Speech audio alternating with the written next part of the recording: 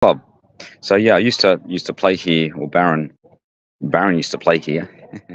uh, when I came to Swinburne 2002 to do a course of PhD in tennis statistics. Well, started with a masters, and then a year later converted to the PhD. And this is where Swinburne is kind of just across the road. So this is where I came across Hawthorn Tennis Club, and was playing here socially pretty much every week, on Sundays, Sunday afternoons, and did play pennant for 1 year. And of course, prior to that, I was playing at Macquarie University, and even prior to that, I was playing at Roseville Park. So I've been affiliated 3 tennis clubs with somewhat success in at club level, but not a particularly high level. But yeah, I have had obviously a long involvement in playing tennis, which of course led to the research and the PhD, which is again continued on in terms of the research, writing publications, now writing books, and now doing sort of commentary. So yeah, so the final. So we're meeting. We're meeting at the club to go to the Melbourne Park for the men's final tonight, and just purchased now a $19 after 3 ground pass. Yeah, for $19, very cheap. But that doesn't, of course, that you're into the Rod Laver. You just go to the arena or the garden arena around the grounds. But I think that's pretty good. It should be pretty good sort of atmosphere, and just watching it on a big screen. Hopefully get a set and do some commentary out at the Melbourne Park. I didn't look at the pre-match predictions before I left. I noticed in the doubles was played last night, I think, and Matt Ebden from Australia, he won. He won, teamed up with I can't remember. It wasn't another Australian, but he teamed up with someone else, and they won a slam. So yeah, Australia typically do well in doubles, and we saw that with Kyrgios Kokkinakis in the Australian Open, which is interesting. Yeah, Australia has depth in tennis, and was typically good singles and doubles, and has always been good in doubles, and it of course has had its moments in singles, at least in the last 20 to 30 years, and won some slams, and more notably, of course, Ash Barty. So yeah, so this is, you can see the sort of the courts, that they're playing in Ontakar, sort of a clay surface. It's not the clay they use at the French. I don't particularly like it because you kind of you slip. It's hard to grip the court, and they sort of use Dunlop volleys. You just buy a cheap pair of like $20 Dunlop volleys, and apparently it's meant to be the best shoe.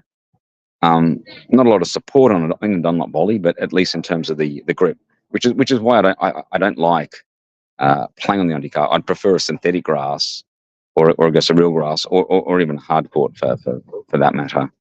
But they typically play on the undercard in Melbourne or in Victoria, whereas Sydney, the Badge, they play on synthetic grass mainly. I don't know why that is the case. Yeah, so ideally you sort of want to play on all surfaces, and you want the surfaces to be the same as what's used on the main tour, because it makes sense. You should be playing on surfaces which is used on the main tour. So how many courts they have? I don't know. They have about 8 courts, I think, and they have lights, so you can play at night. And I posted back in 2005 was the centenary. So it was founded sort of 1905, and in 2005 was the centenary, and I was here for the centenary. And I'm on the photo. The photo I posted onto my wall. My name is Tristan Barnett. is on that photo, and obviously I must be there in the photo itself. It's just difficult to find because there's quite a number of people. And I think it was Ted Baillieu, the Premier of Victoria. I remember the name Ted Baillieu. and he was present at the particular event back in 2005. Now, the Australian Open, is the Australian Open also, is it also not, was it also, I think it also began around in 1905 as well. Yeah, of course, Wimbledon, 1877, and then the French, then the US, then Australia. I think that's the order. But yes, all four Grand Slams initially were played on grass, and that's why they had the name lawn tennis. But of course, the first court, or the first real tournament, was Wimbledon, 1877, and of course the Barron, born 1977, exactly 100 years after the start of Wimbledon. And so this is where, yeah, they sort of had a barbecue here. I don't know. I think it's gone. Oh no, it's not. It's on the balcony. I remember they used to have a. Oh, hang on. Let me just have a look. Yeah, they used to have a barbecue here. Yeah, it's still here. Yep. That's the. Yeah. That's the barbecue. And they got a few benches. I remember they used to have a few tennis nets, just sort of. I don't know. It was kind of like decoration, just sort of around this kind of area, this sort of courtyard.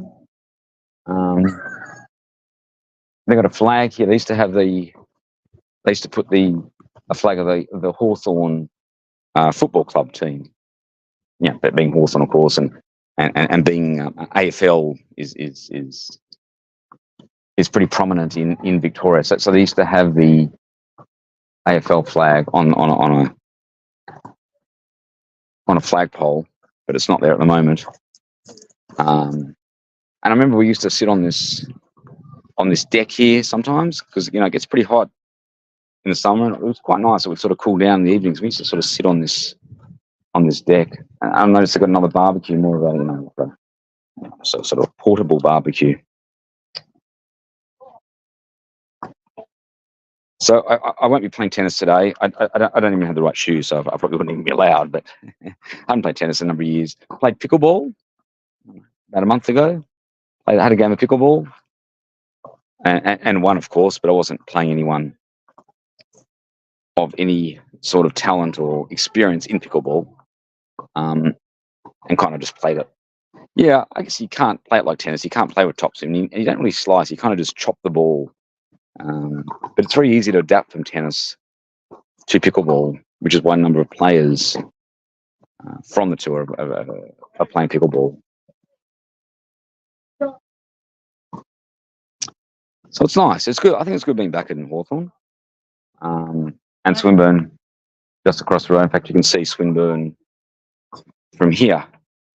You can see I don't know if you can see it in this photo, but there is Swinburne, a building in the background, and the train line goes right through the middle of the campus. It's probably the only campus with a train, or Glenferrie station is that sort of goes through the middle of the campus. So it's very convenient to get to. Whereas something like Clayton, now I've got the mass workshop in a week's time, and I think it's out of Clayton, which is not convenient to get to, given that you have to go to, I think, Huntingdale, get a train, and then another bus from Huntingdale Station to the campus. Why they built a Monash out of Clayton, I don't know. It's just not convenient, but it's a good university. It ranks pretty well. There is University of Melbourne, of course, in the city, convenient. There are other universities. There's Deakin. There's La Trobe. There are a number of universities. There's probably more universities in Victoria or Melbourne than in Sydney or New South Wales. It's sort of the education state of Victoria, and also in terms of the schooling. The schooling is better in Victoria for some reason than in New South Wales, and schooling is state based, at least in terms of the mathematics. Why is that? I don't know, but of course, yeah, the Baron being from Sydney didn't, yeah. Yeah, because they use graphics calculators, or at least they used to use graphics calculators in mathematics compared to Sydney, which use scientific calculators. Um, but it's different. It's a different kind of course or different kind of syllabus in at least in the mathematics.